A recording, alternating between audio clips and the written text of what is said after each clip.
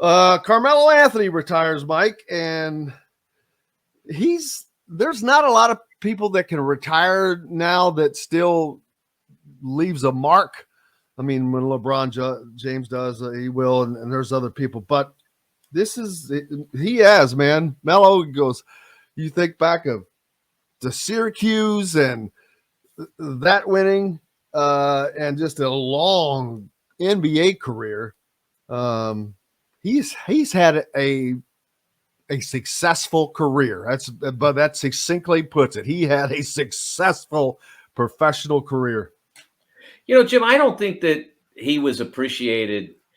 One of the interesting things about the way the NBA is discussed in the 21st century is that there's such an obsession about won championships and like if you haven't won as many as Michael Jordan, you can't be as great as him, or if you don't have one, you can't be truly great. I mean, when we look back now, we look back at Charles Barkley and he's revered, and his performance is revered.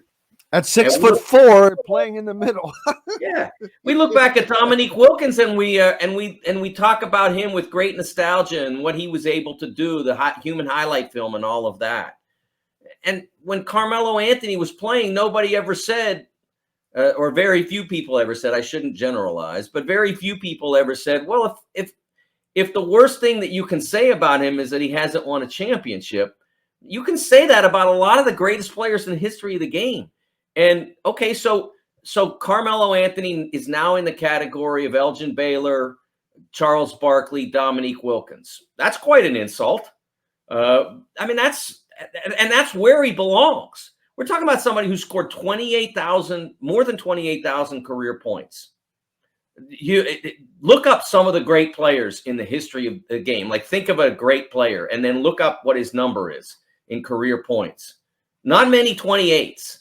There are a lot in the you might be surprised at how many are like 15, 16,000. Boy, that guy was a great player. How come because it's really hard to score 28,000 points in the NBA. To put it in perspective, I'll have to confirm this, but just from remembering, from just looking back on something, I think Mike Woodson has around 11,000.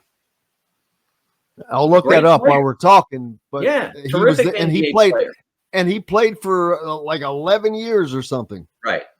I mean, it's really hard to do that. It's hard to be good enough long enough to score that many points. It's hard to score that many points because you have to get the opportunity to score that many points. Career points is big for me when I look at an NBA player because I know that it's not just about – I understand that basketball is not just about scoring, but you have to be relied upon to a really high degree to score that many points. People have to trust you with the basketball and with the shot. And they have to trust you for a really long time. And that's why it's an important figure for me. And then you look at the fact that he was an essential part of 3 Olympic gold medals, 08, 12, and 16. He didn't have to stick around for 16.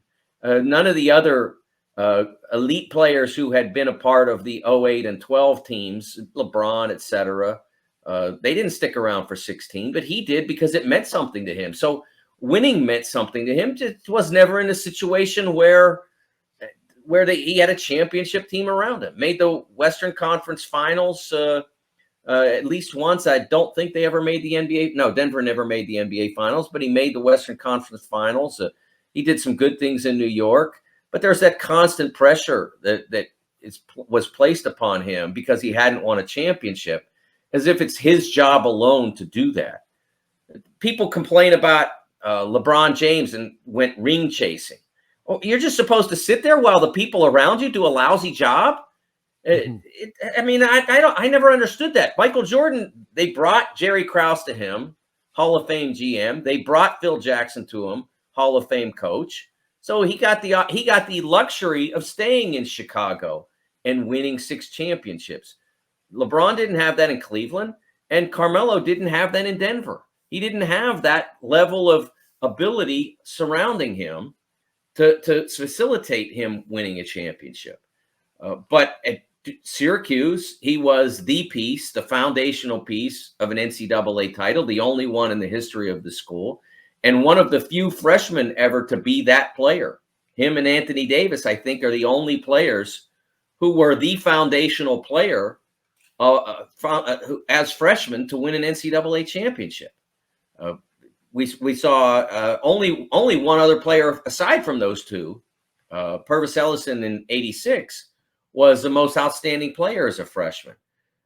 So it shows how difficult it is to be that player the first time you walk in the door, and yet Carmelo was great enough to accomplish that.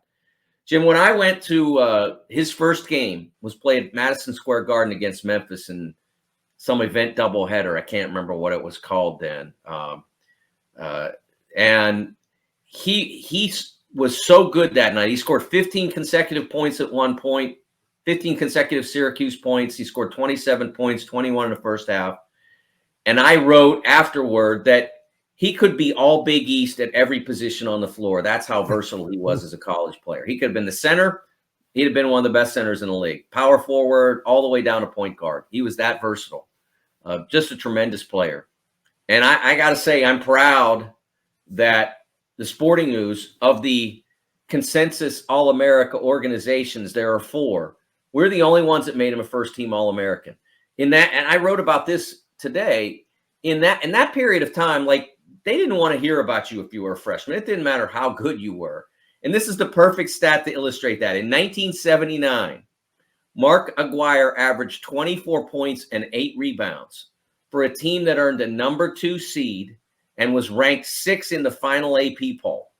And not one of the consensus teams, now Sporting News was not among the consensus teams, and I was not at Sporting News then in 1979, but not one of the consensus teams, UPI, National Association of Basketball Coaches, U.S. Basketball Writers, AP, not one of them, even the ones that had a third team, put Mark Aguirre on the 1979 All-America team. That's how oriented it was against freshmen. There were only 3 players from the time the 1972 freshmen were made eligible. Only 3 players were consensus first or second team All-American as freshmen from 1972 until Carmelo, till 2002, before Carmelo comes along. Wayman Tisdale, 83, Mark Macon, second team in 88, and Chris Jackson, now Mahmoud Abdul-Rauf of LSU, 89. That's it. Since Carmelo comes along, there have been 32 of those players in 20 years. That's how he changed the dynamic. Trendsetter. I mean, yeah, he still stands out. I just remember him just always being something special. I guess it is. Let me tell you a little story about what made Carmelo special beyond the basketball floor. In 2001, summer of 2001, I arrive on Sunday, I think it was, to cover the ABCD camp. And I walk in, and like one of the first games I see is Carmelo, who at that point was committed to Syracuse. I see Carmelo going against Lenny Cook, who was a legend, who was like supposed to be the best player in the senior class. And I see him go up against Lenny Cook in that game. And although some described it as him completely dominating Lenny, I think that was a bit harsh. I thought Lenny did fine, but it was clear who was the better player that day, that it was Carmelo. He was the best player on the floor. And I talked to him afterward. That was the only day that Carmelo spent at the ABCD camp because he had to get to summer school. He was starting at Oak Hill Academy, and they wanted him to start early. So he could only spend one day in Jersey before he left for Oak Hill.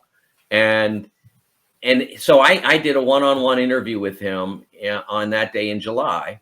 And then 6 months later, I'm in New Jersey covering what they call it, the primetime shootout, they called it. And there a lot of the big-time high school teams were there. Jason Frazier was there. He was one of the top recruits that season going to Villanova. LeBron was there with St. Vincent, St. Mary. Carmelo was there with Oak Hill. And after Oak Hill's game, Dave Telep, who then was working, rivals or whomever at that point. Now, director of player personnel for the San Antonio Spurs, Dave Tellep and I went up to talk to Carmelo on the floor after the game, and I started to reintroduce myself. Why would he know who I am? So I started to reintroduce myself. Hi, Carmelo. Hello, Mr. DeCourcy. Good to see you again. And I'm like, wait, what? How could he remember who I am? I met him one time 6 months earlier. He's been interviewed 1,000 times, but he remembered exactly who I was. I thought, it's not about me, but I thought that was a really fascinating story about how for a high school teenager, getting all that attention, like that he could be that on point to know, some random sports writer that had interviewed him 6 months earlier. I was very impressed. Who's not going to remember Mike DeCourcy? Oh, please. I'm serious. When he remembered me, I was blown away because he had no reason to. I was just some random sports writer that talked to him for 10, 12 minutes at the ABCD camp. And he remembered exactly who I was 6 months later. That was extraordinary, I thought. Just to give people an understanding of points, in 2008, Eric Gordon was drafted. He's averaged 16 points a game since then and only has about 13,000. It's hard, man. It really is. It is and hard. he's a scoring machine.